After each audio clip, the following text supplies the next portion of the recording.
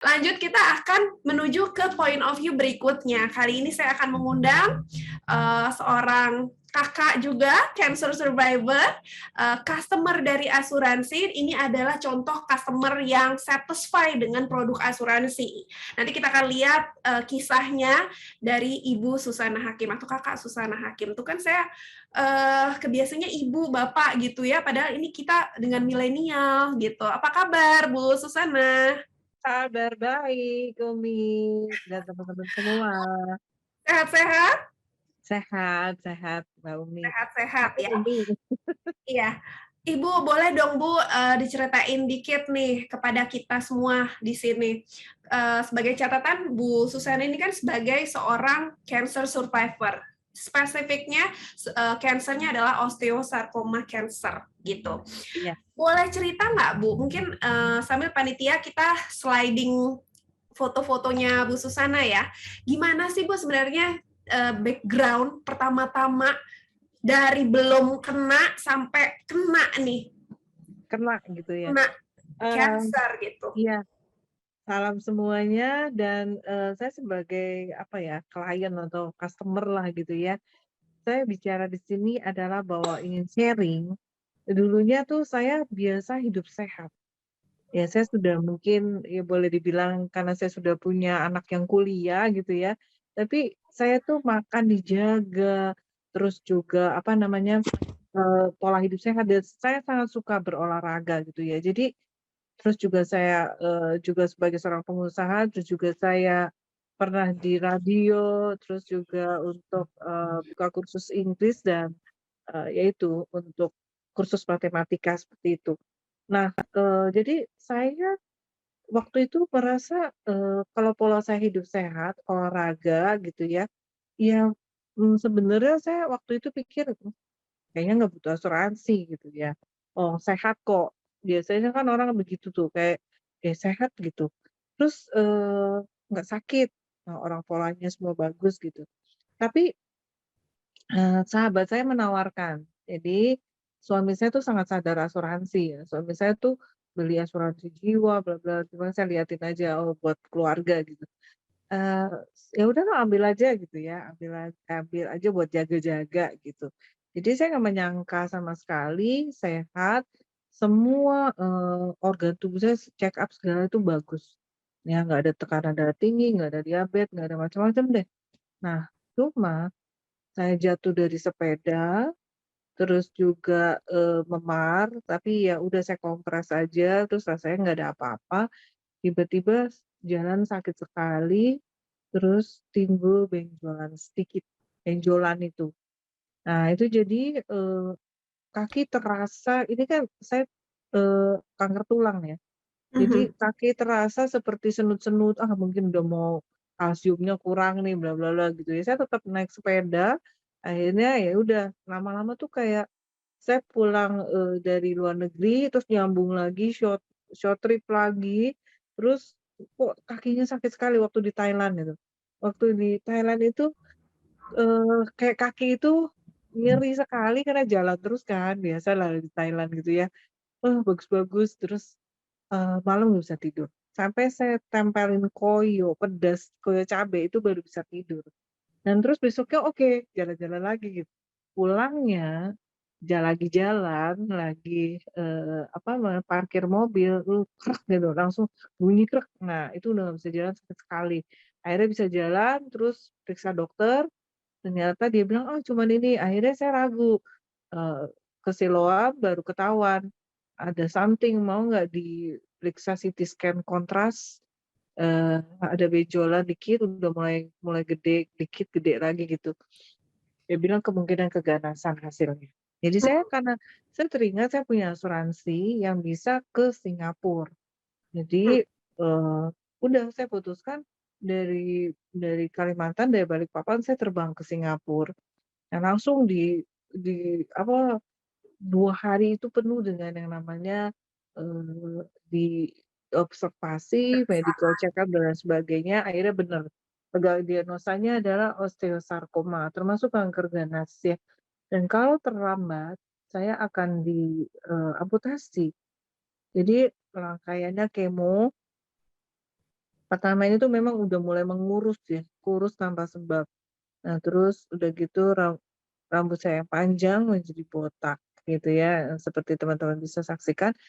Kemo, lalu operasi, semua sampai, hampir 2 tahun ya, dan ini pas operasi, kemudian, itu 2015, kemudian kemo-kemo, terus, harus belajar jalan lagi, terus dioperasi lagi, operasi Mhm. besar ya, 8 jam, lalu, kaki dari lutut ke bawah itu dibuka, lalu tulangnya yang terkena kanker dari lutut ke bawah itu dipotong, Hmm. diganti dengan titanium, dan saraf dan ototnya yang saraf dan ototnya yang rusak, pasti rusak kan, itu Mhm. diganti dengan semacam tumbuhan yang hidup di dalam daging, canggih banget Singapura. Jadi saya bisa jalan, bisa latihan jalan lagi, udah kayak kayak anak kecil gitu. Habis selesai operasi, belajar jalan, kemudian kemo lagi karena untuk mematikan takut ada yang masih tertinggal dari sel-sel kankernya. Mhm. Jadi total kurang lebih 1,5 tahun baru selesai semua perawatan. Mhm. Dan, pastinya ya Mbak Umi, karena di sana itu jadi saya harus, Singapura cepat sekali ya, 3 hari udah mesti bangun dari ranjang, harus, fisioterapisnya datang, Mhm. harus belajar, dipaksa belajar untuk menapak ya walaupun susah, lalu saya sambung di Balikpapan untuk, belajar jalan, terapi. Ya. Dan saya tetap, kerja gitu ya dari rumah, meeting dan lain sebagainya. Mhm. Mhm. Nah, Bu Susana boleh dong cerita sedikit Bu, tantangan Ibu selama masa penyembuhan ini gimana Bu? Apa aja sih yang menjadi tantangan? Apakah secara mental, secara spiritual, terlebih secara finansial ya Bu ya? Oke, kalau secara mental pastinya saya sempat down dan marah sama Tuhan. Saya loh hidupnya sehat gitu kan, nggak merokok, nggak alkohol, nggak macam-macam gitu, olahraganya rajin, makannya sampai, nggak pakai vetsin segala macam ya. Ini bukan berarti, teman-teman atau adik-adik, "Oh boleh ya makan bebas," enggak. Karena pada saat kita mau di kemo, itu harus bagus semua.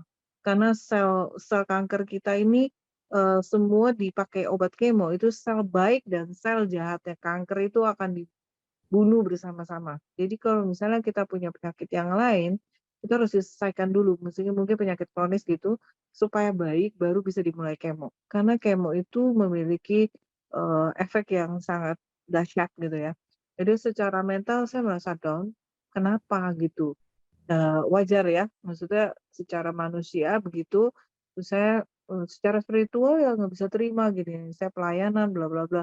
Tapi satu titik Tuhan menguatkan saya, itu makin mendekat kepada Tuhan, pagi-pagi saya subuh dibangunkan oleh wah sangat spiritual yang sangat, membuat saya sangat berkesan buat saya bahwa, ya udah saya untungnya cuman hari kedua saya udah oke gitu, saya terima. Jadi penerimaan diri itu sangat penting sekali, bahwa semua sudah dalam kedaulatan Tuhan. Jadi kalaupun diizinkan terjadi, ya sudah, berarti Tuhan sudah sediakan jalan juga. Nah, kalau dibilang secara finansial waduh saya bayangin Mbak Umi, karena biayanya itu besar sekali, sekali kemo bisa 100 juta, itu tahun 2015 loh, berapa ya sekarang? Itu biaya cancer saya tuh sekitar 2,5 ya lebih sih sama sekarang. Karena masih kontrol kan. Lalu, saya tahun 2018 setelah selesai pengobatan Hmm. jatuh lagi di garasi, eee, hujan gerimis, langsung jebrak gitu ya, di kaki yang sama, lalu tulang yang asli menghantam tulang yang palsu, besi menghantam, tulang paha saya. Sehingga itu jadi, patah dan saya nggak bisa jalan. Jadi, akhirnya dirawat di Siloam Balikpapan, mereka juga tidak berani, operasi karena saya punya riwayat. Ternyata akhirnya dievakuasi pakai, apa namanya, jet ambulance ya, jadi kayak, ya pesawat jet yang, Ambulans udara. bukan ya kayak macam-macam apa ya, rich gitu ya, yang pakai jet pribadi gitu. Nah, itu ada pilotnya, ada susternya, ada dokternya, pilotnya ada 2 orang asing ya.